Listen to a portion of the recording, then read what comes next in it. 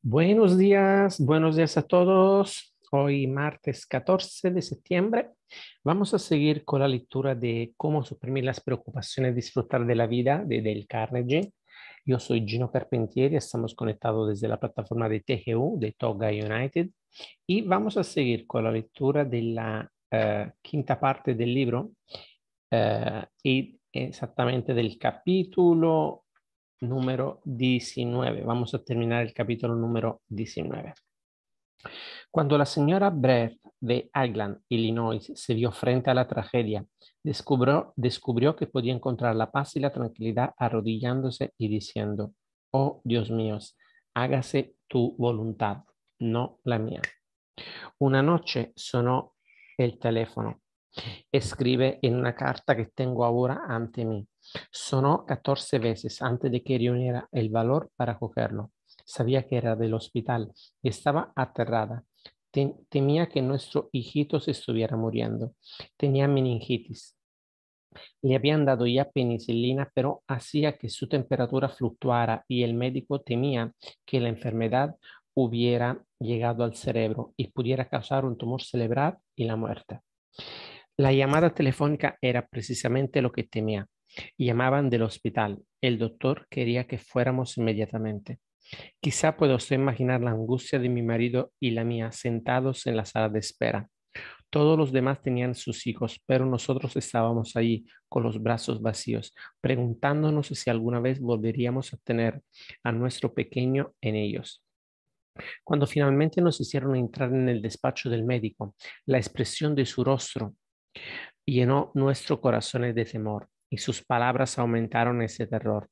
Nos dijo que solo había una posibilidad entre cuatro de que nuestro hijo viviera y también que si conocíamos otro médico lo llamáramos a consulta.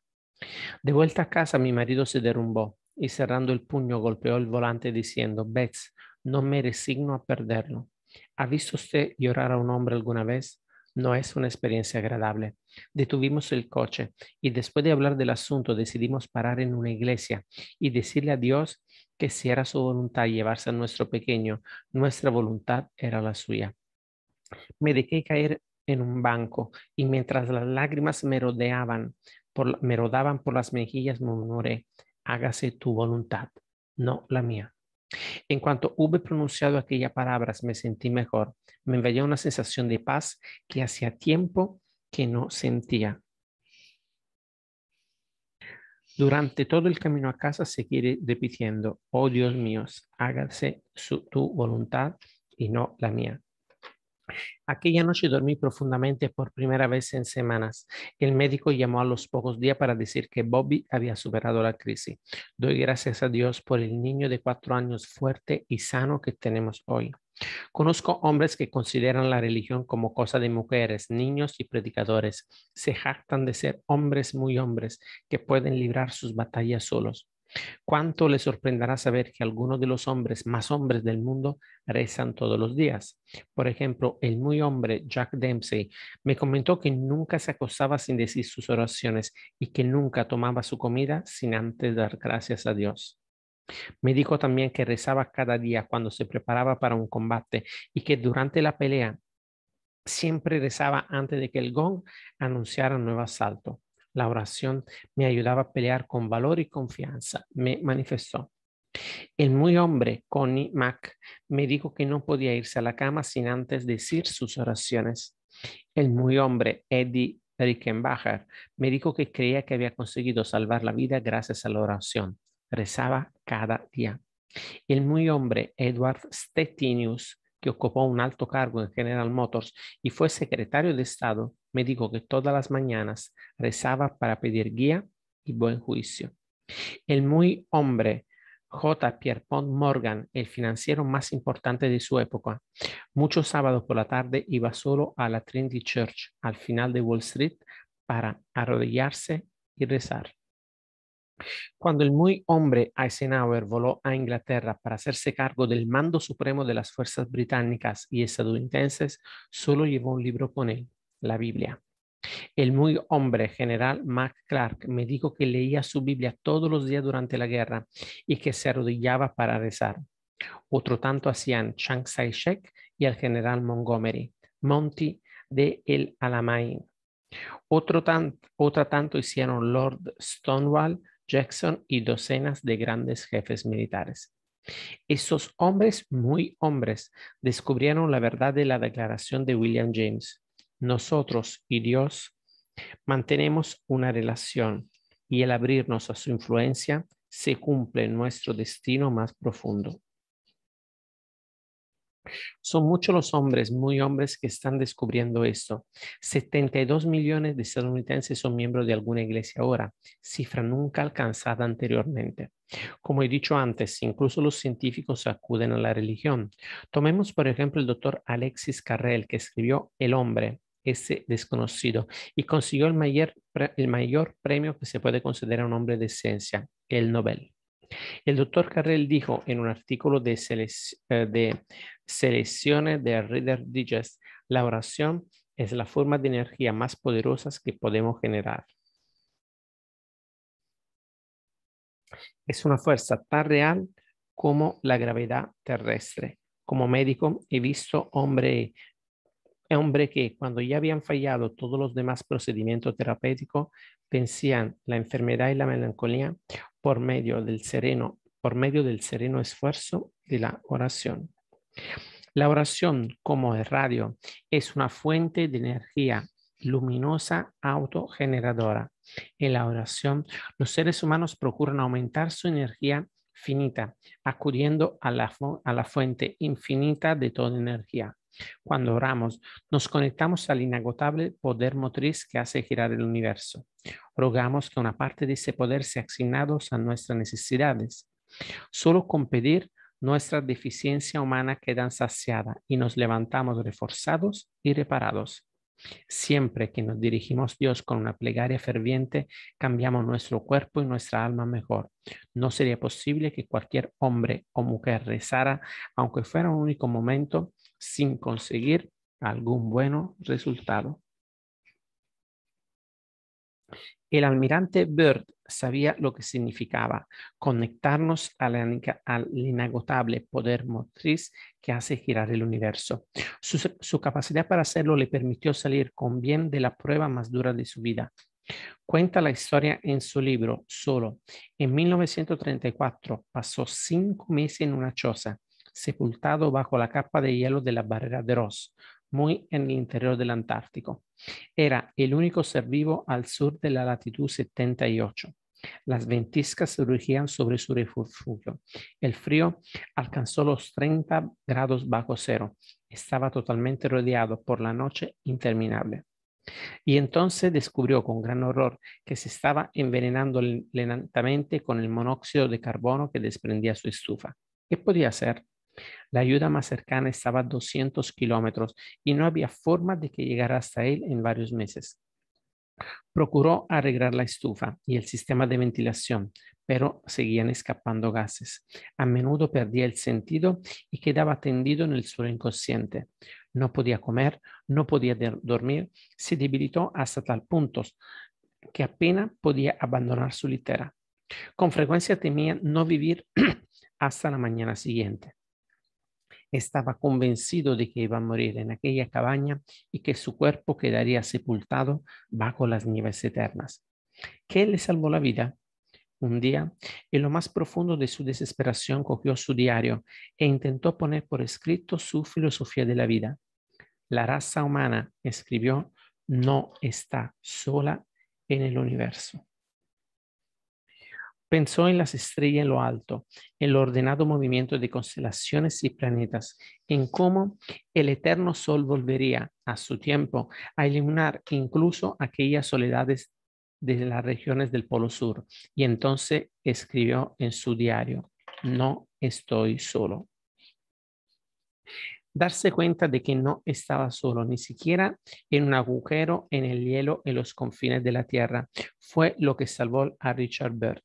Sé que me ayudó a salir de aquella prueba y añade, a lo largo de su vida, pocos hombres llegan ni de lejos a agotar los recursos que hay en ellos. Tenemos profundos pozos de energía que nunca usamos. Richard Byrd aprendió a sondear esos pozos de energía y a utilizar esos recursos al volverse hacia Dios. Glenn Arnold aprendió en medio de los maizales de Illinois la misma lección que el almirante Byrd en los hielos polares.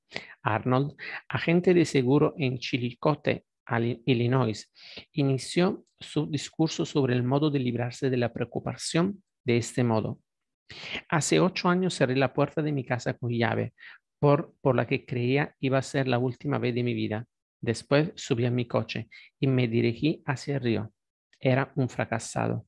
Un mes antes, todo mi pequeño mundo se había hundido sobre mi cabeza. Mi tienda de electrodomésticos había naufragado. En casa mi madre estaba agonizando. Mi esposa estaba embarazada de nuestro segundo hijo. Las cuentas de los médicos se acumulaban. Habíamos hipotecado todo lo que teníamos para empezar el negocio. Coche, inmobiliario. Incluso había tomado un préstamo sobre mis pólizas de seguros. Ahora todo había desaparecido y ya no podía resistirlo más. Así que subí al coche y me dirigí al río, decidido a poner punto final a aquel desastre. Recorrí varios kilómetros, salí de la carretera, bajé del coche, me senté en el suelo y lloré como un chiquillo. Después empecé realmente a pensar en el lugar de dar vueltas en alarmantes círculos de preocupación. Traté de pensar de forma constructiva. ¿Hasta qué punto era mala mi situación? ¿No podía ser peor? ¿No había verdaderamente ninguna esperanza? ¿Qué podía hacer para mejorarla? En aquel mismo momento decidí presentar el problema al Señor y a pedirle que lo tomara en sus manos. Recé fervorosamente, recé como si mi vida dependiera de ello, como así era en efecto. Después pasó una cosa muy extraña. Tan pronto como trasladé mis problemas a un poder mayor que el mío, sentí una paz interior que no conocía desde hacía meses. Me quedé ahí sentado durante media hora llorando y rezando. Después volví a casa y dormí como un niño. Al día siguiente me levanté con confianza en mí mismo. Ya no tenía nada que temer porque contaba con Dios como guía. Aquella mañana entré en un almacén de la ciudad con la cabeza alta y a solicitar un puesto de vendedor en el departamento de electrodomésticos. Hablé con seguridad. Sabía que conseguiría ese puesto y así fue. Me fue bien allí hasta que todo el sector de los electrodomésticos se vino abajo a causa de la guerra. Entonces empecé a vender seguros de vida, siempre dirigido por mi gran guía. Eso fue solo hace 5 años. Ahora tengo pagada todas mis cuentas, una estupenda familia con 3 inteligentes niños, mi propia casa, un coche nuevo y $25,000 en seguros de vida. Cuando vuelvo la vista atrás, me alegro de haberlo perdido todo y llegar a estar tan deprimido como para encaminarme al río, porque aquella tragedia me enseñó a confiar en Dios. Ahora disfruto de una paz y una confianza que nunca soñé fueran posible. ¿Por qué la fe religiosa nos procura paz, serenidad y fortaleza? Dejaré que sea William James quien conteste a esto. Dice, el turbulento oleaje de la inquieta superficie deja las profundidades del océano en calma y aquel que posee realidades más vastas y permanentes, las vicisitudes cotidianas de su destino personal le parecen relativamente insignificantes. La persona auténticamente religiosa es, en consecuencia, inquebrantable y está llena de ecuanimidad, sosegadamente dispuesta a cualquier deber que la jornada pueda exigirle. Si estamos preocupados y angustiados, ¿por qué no probar con Dios? ¿Por qué no, como dijo Immanuel Kant, aceptar la fe en Dios porque necesitamos esa fe? ¿Por qué no conectarnos ahora al inagotable poder motriz que hace girar el universo? Aunque no sea usted una persona religiosa por naturaleza o educación, incluso si es un absoluto escéptico, la oración puede ayudarle más de lo que cree, porque se trata de una cosa práctica. ¿Qué quiero decir con esto? Quiero decir que la oración satisface esas 3 necesidades psicológicas básicas que todos tenemos, tanto si creemos en Dios como si no. 1. La oración nos ayuda a expresar en palabras lo que nos preocupa. Vimos en el capítulo 4 que es casi imposible hacer frente a un problema que sigue siendo vago y nebuloso. En cierto modo, orar es como anotar nuestros problemas en un papel. Si pedimos ayuda para un problema, aun si es Dios, aun si es a Dios, hemos de expresar nuestra petición en palabras. 2. La oración nos proporciona una sensación de compartir nuestra carga, de no estar solos. Poco de entre nosotros somos tan fuertes como para poder llevar sin ayuda de nadie nuestras más pesadas cargas y nuestras más angustiosas zozobras. En ocasiones, nuestras preocupaciones son de una naturaleza tan íntima que no podemos exponerlas ni aún a nuestros parientes y amigos más cercanos. En estos casos, la respuesta es la oración. Cualquier psiquiatra nos dirá que cuando estamos en un estado de tensión, con el espíritu angustiado, contar a alguien nuestros problemas tiene un efecto terapéutico. Cuando no se los podamos contar a nadie más, siempre podemos contárselo a Dios. Tercero, la oración pone en vigor un principio activo de esfuerzo. Es el primer paso hacia la acción. Dudo que alguien pueda rogar para que se realice algo un día tras otro, sin beneficiarse de ello. En otras palabras, sin dar los pasos necesarios para que esto suceda. El famoso científico mundial, el doctor Alexis Carrel, dijo: la oración es la forma de energía más poderosa que podemos generar. Así pues, ¿por qué hacer uso de ella? Llámese Dios o Alá o Espíritu. ¿Por qué pelearnos por una definición siempre que los misteriosos poderes de la naturaleza nos cojan de su mano? ¿Por qué no deja ese libro ahora mismo, cierra la puerta, se arrodilla y aligera el peso de su corazón? Si ha perdido la fe, implore a Dios Todopoderoso que se la devuelva y repita la hermosa oración que San Francisco de Asís escribió hace 700 años. Señor, haz de mí un instrumento de tu paz. Donde hay odio, déjame sembrar amor. Donde hay agravio, perdón. Donde hay dudas, fe. Donde hay desesperanza, confianza. Donde hay oscuridad, luz. Donde hay tristeza, alegría.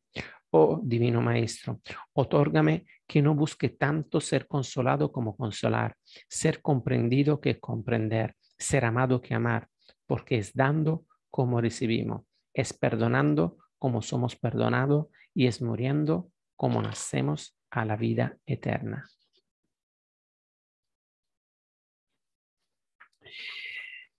Sexta parte.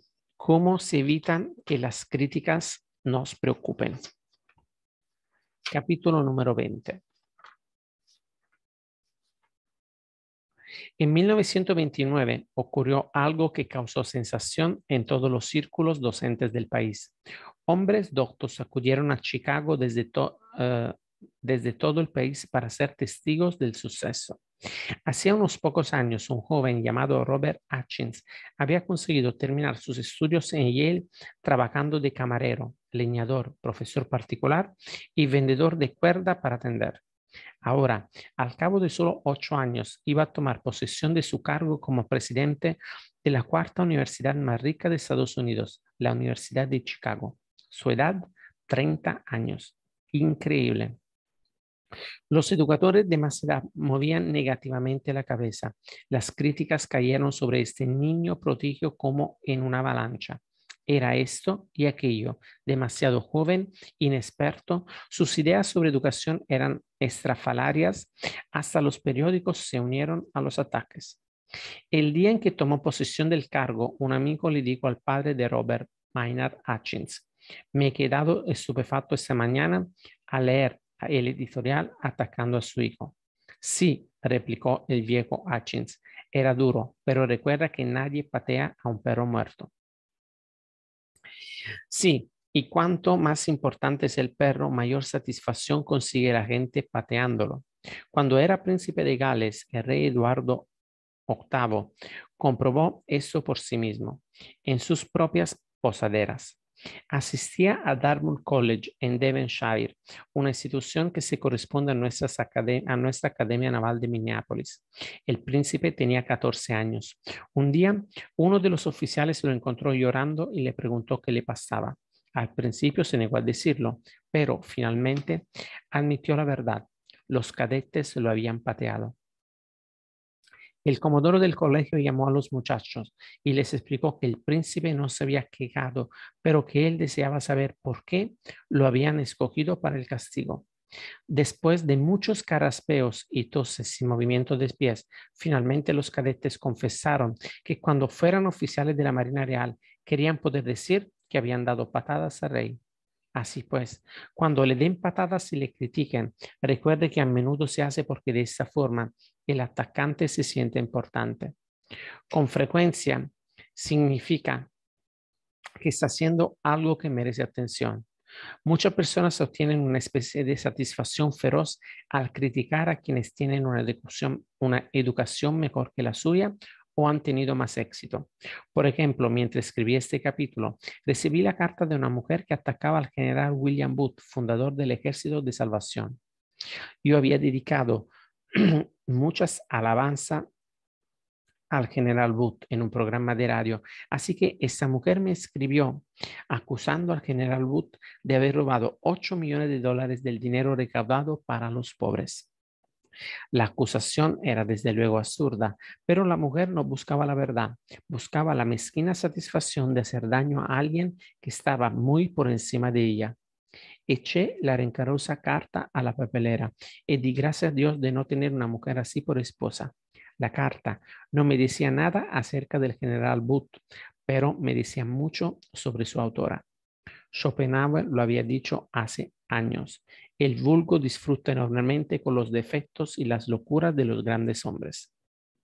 Es difícil pensar que un presidente de Yale pueda ser un hombre vulgar. Sin embargo, un expresidente de Yale, Timothy Dwight, disfrutó al parecer muchísimo atacando a un candidato a la presidencia de los Estados Unidos.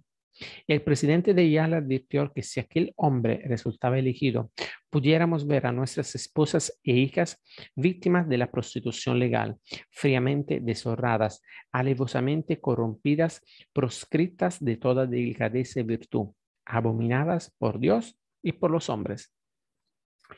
Parece una diatriba de Hitler, ¿no? Pero no lo era. Era un ataque contra Thomas Jefferson. ¿Qué? Thomas Jefferson no sería el inmortal Thomas Jefferson, el autor de la Declaración de Independencia, el patrón de la democracia, ¿verdad? Pues sí, justamente ese era el hombre. ¿Qué ciudadano de ese país creen ustedes que fue acusado de hipócrita, impostor y poco mejor que un asesino? Una caricatura de un periódico lo representaba en la guillotina, con la cuchilla a punto de caer sobre su cabeza. La multitud lo increpaba y silbaba cuando iba por la calle. ¿Quién era? George Washington. Pero eso sucedió hace mucho tiempo. Tal vez la naturaleza humana ha mejorado desde entonces. Veamos, tomemos el caso del almirante Perry, el explorador que el 6 de abril de 1909 sorprendió e entusiasmó al mundo al alcanzar el Polo Norte en trineo tirado por perros. Era una meta por la cual habían sufrido y pasado hambre y muerto muchos hombres valientes durante siglos. El mismo Perry estuvo a punto de morir de hambre y frío. Sufrió una congelación tan importante de 6 dedos de los pies que tuvieron que amputárselos. Le abrumaron tanto desastre que temió volverse loco. Sus superiores de la Marina en Washington ardían de celos porque Perry estaba recibiendo tanta publicidad y admiración. Así que lo acusaron de recaudar dinero para expediciones científicas y luego pasar el tiempo haraganeando sin hacer nada en el Ártico. Y probablemente lo creían, porque es casi imposible no creer lo que uno quiere creer.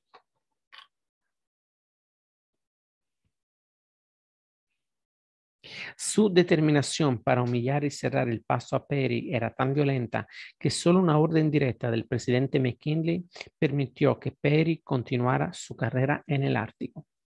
¿Hubieran atacado a Perry si ese hubiera tenido un puesto de oficina en el Ministerio de Marina en Washington? No, no hubiera sido lo suficiente importante para despertar envidia. El general Grant tuvo una experiencia aún peor que la del almirante Peary. En 1862 consiguió la primera gran y decisiva victoria para las fuerzas del norte. Una victoria lograda en una tarde, una victoria que convirtió a Grant en un ídolo nacional de la noche a la mañana. Una victoria que tuvo enormes repercusiones incluso en la lejana Europa. Una victoria que lanzó al vuelo las campañas e hizo estallar fuegos de artificio desde Maine hasta las orillas del Mississippi. Sin embargo, a las 6 semanas de conseguir esa victoria, Grant, el héroe del norte, fue arrestado y separado de su ejército. Lloró de humillación e impotencia. ¿Por qué fue arrestado Grant en la plena de su victoria? En gran parte porque había despertado los celos y la envidia de sus arrogantes superiores. Si nos sentimos tentados a preocuparnos por las críticas injustas, y aquí la regla número 1. Recordemos que las críticas injustas son frecuentemente elogios disfrazados. Recordemos que nadie patea a un perro muerto. Vamos a seguir con el capítulo número 21. Hagamos esto y la crítica no podrá afectarnos. En una ocasión, entrevisté al mayor general Smedley Butler, el viejo ojo de barrena, el viejo diablo infernal. ¿Lo recuerdan? El más pintoresco y bravucón de los generales que hayan mandado la infantería de marina de los Estados Unidos. Me dijo que en su juventud había tratado desesperadamente de hacerse popular, de causar una buena impresión en todo el mundo. En aquellos días, la más ligera crítica le dolía y escogía, pero como me confesó 30 años, pero como me confesó 30 años en los infantes de marina, le habían endurecido el pellejo. Me han zaherido e insultado, digo. Me han acusado de chacal, de serpiente y de mofeta. Los expertos me han maldecido. Me han llamado con todas las combinaciones posibles de los más impublicables epítetos de la lengua inglesa. Molestarme, bah. Cuando alguien me maldice, ahora ni siquiera vuelvo la cabeza para ver quién está hablando. Puede que el viejo ojo de barrena fuera excesivamente indiferente a la crítica, pero una cosa es cierta, la mayoría de nosotros damos demasiada importancia a los dardos y flechas que nos lanzan desde lejos. Recuerdo aquella vez, hace años, en que un periodista del neoyorquino diario Sam asistió a una demostración de mis clases para adultos y después me puso en berlina a mí y en mi trabajo. Me ofendí, lo tomé como un insulto personal. Telefoné a Gil Hodge, presidente del Consejo de Administración del SAN, y prácticamente le exigí que publicara un artículo exponiendo los hechos en lugar de ridiculizarlos. Estaba decidido a que el castigo estuviera a la altura del crimen. Me avergüenza mi proceder de entonces. Ahora sé que la mitad de las personas que compraron el periódico no llegaron a ver el artículo. La mitad de los que lo leyeron lo vieron como motivo de inocente diversión. Y la mitad de aquellos que sintieron un regocijo malicioso se habían olvidado de todo a las pocas semanas. Ahora sé que las personas no están pensando en usted o en mí, ni ocupándose de lo que se dice de nosotros. Piensan en ellas mismas.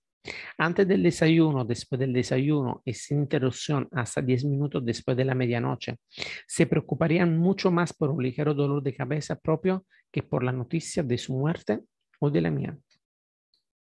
Aunque se mienta sobre nosotros, nos ridiculicen, nos traicionen, aquellos en quienes confiamos, nos apuñalen por la espalda y nos venda uno de nuestros 6 mejores amigos, no nos entreguemos a una orgía de autocompasión.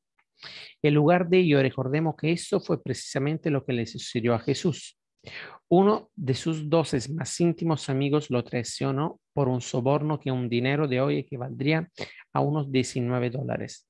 Otro de sus 12 más íntimos amigos renegó de él abiertamente en momentos de peligro y declaró 3 veces que ni siquiera lo conocía y juró que decía la verdad. 1 de cada 6. Eso es lo que le pasó a Jesús. ¿Por qué usted y yo habríamos de esperar un tanteo mejor? Hace años descubrí que aunque no podía impedir que me criticaran injustamente, podría hacer algo infinitamente más importante. Podía decir si dejaba que las críticas injustas me afectaran. Podía decidir si dejaba que las críticas injustas me afectaran. Seamos claros acerca de esto. No estoy defendiendo que se pase por alto toda crítica. Lejos de ello, estoy hablando de pasar por alto las críticas injustas. En una ocasión le pregunté a Eleanor Roosevelt qué hacía con las críticas injustas y Alá sabe que, recibía muchísimas. Probablemente tenía amigos más ardientes y enemigos más violentos que cualquier otra mujer que haya vivido nunca en la Casa Blanca. Me dijo que en su juventud era casi enfermizamente tímida, temerosa de lo que la gente pudiera decir. Tenía tanto miedo de las críticas que un día le pidió consejo a su tía, la hermana de Theodore Roosevelt. Le dijo, tía Bie, quiero hacer esto y esto, pero tengo miedo de que me critiquen.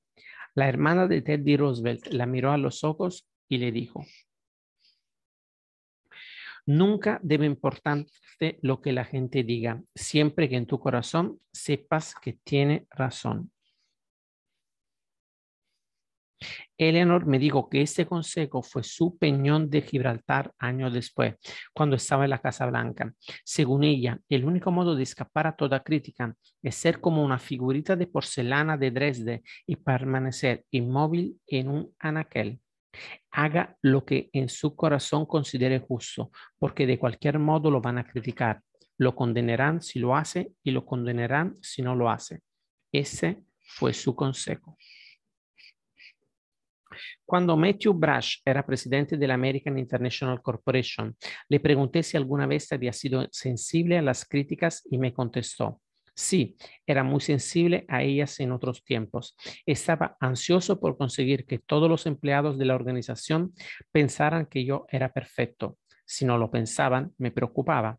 En primer lugar, trataba de agradar a alguien que había estado despotricando en contra mía, pero lo que hacía para arreglar las cosas con él ponía furiosa a otra persona.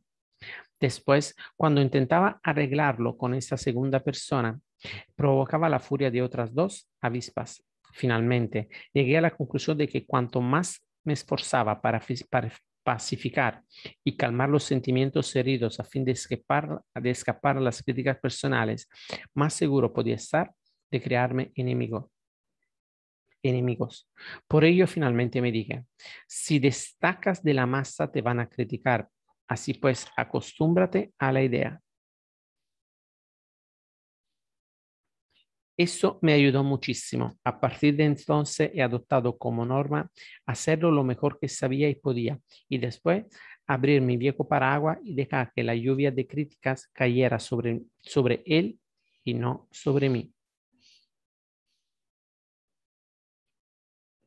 James Taylor hizo algo más. Dejó que la lluvia de críticas cayera sobre él y se rió de la mojadura en público.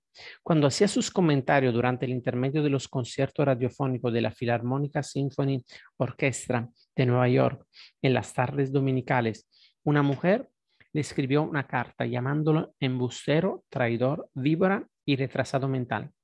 Taylor dice en su libro de Hombres y Músicas.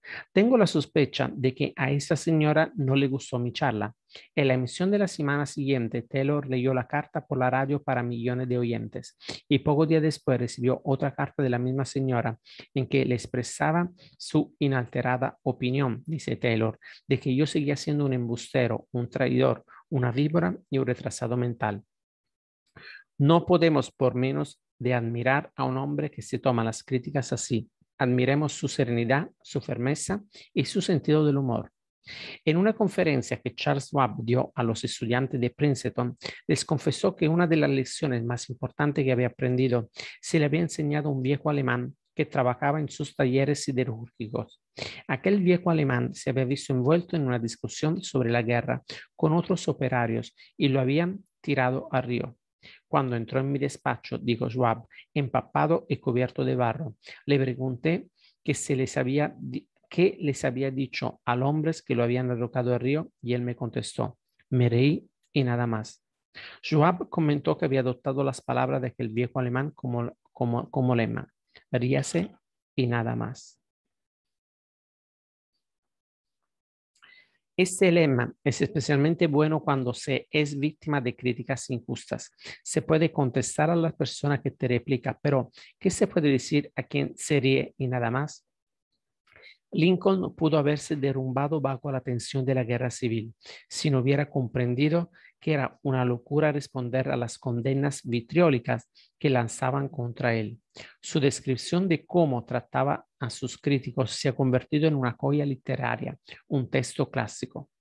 El general MacArthur tenía una copia colgada encima del escritorio de su cuartel general durante la guerra y Winston Churchill tenía otra enmarcada en la pared de su estudio en Chartwell. Dice así, si intentara leer y no hablemos de contestar todos los ataques que me lanzan, esta tienda habría tenido que cerrar para cualquier otro negocio. Hago las cosas lo mejor que sé, lo mejor que puedo y tengo intención de seguir haciéndolo así hasta el final. Si al final se demuestra que tenía razón, entonces lo que se haya dicho contra mí no importa. Si al final se demuestra que estaba equivocado, entonces ni aunque 10 ángeles juraran que tenía razón, cambiaría nada. Cuando seamos injustamente criticados, recordemos la regla número 2. Hagámoslo lo mejor que podamos y luego abramos nuestro viejo paraguas y impidamos que la lluvia de la crítica se nos meta cuello abajo. Muy bien, amigos, hemos terminado también el capítulo número 21. Gracias por haberme acompañado aquí en el día de hoy. Les deseo un martes fantástico y vamos a seguir mañana con la lectura del capítulo número 22. Tonterías que he cometido. Así que tengan un día maravilloso y nos vemos mañana para seguir con la lectura de este libro. Chao, chao.